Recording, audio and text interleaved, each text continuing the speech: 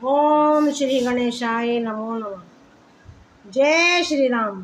भक्तों, आज हम जानेंगे रामायण अयोध्या कांड चौपाई 44। राम को वनवास भेजने से पहले भगवान राम और राजा दशरथ की चर्चा होती है। दोहा, तुम प्रेरक सबके हृदय सोमति राम ही देहूँ, बचनु मोर तजि रही घर परिहनशील स्नेहु। भावार्थ, आप प्रेरक रूप से सबके हृदय में हैं।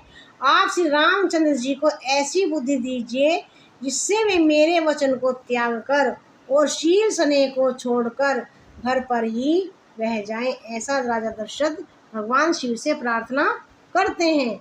चौपाई, अजसु हो जो सुजसु न साहु, नरक परो पर सुर पर जाऊ, सब दुख दुसें सहाऊ मोही, लोचन ओटरम जनी होही।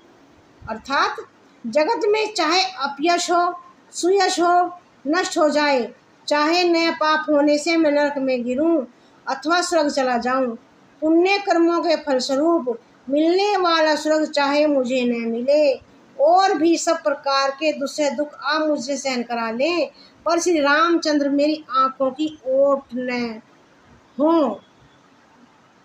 असगन सुनई राव नहीं बोला, पीपर पात सरिस मनु डोला, रघुपति पिते प्रेम मस जानी, पुनि कछु कहीं मातु अनुमानी। भावार्थ, राजा मन ही मन इस प्रकार विचार कर रहे थे, बोलते नहीं। उनका मन पीपल के पत्ते की तरह डोल रहा है। श्री रघुनाथ जी ने पिता को प्रेम के वश जानकर और यह अनुमान करके कि माता फिर कुछ कहेंगी तो पिताजी को दुख होगा, देश काल अवसर अनुसारी बोले वचन बिनत बिचारी, ताते कहूँ कुछ करूँ ढिठाई, क्षमाऊं जानी लरिकाई। अर्थात रामचंद्र जी कहते हैं, देश काल और अवसर के अनुकूल विचार कर विनीत भाव से कहते, हे तात, मैं कुछ कहता हूँ या ढिठाई करता हूँ, इस अनुचित को मेरी बाल अवस्था समझकर क्षमा कीजिएगा।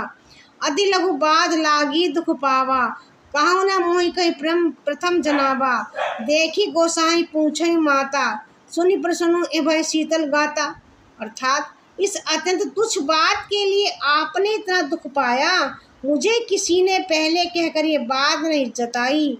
स्वामी, आपको इस दशा में देखकर मैंने माता से पूछा, उनसे सारा प्रसंग सुनकर मेरे सब अंग शीतल हो गए, मुझे बड़ी प्रसन्नता हुई। बोल सियावर रामचंद्र की जय।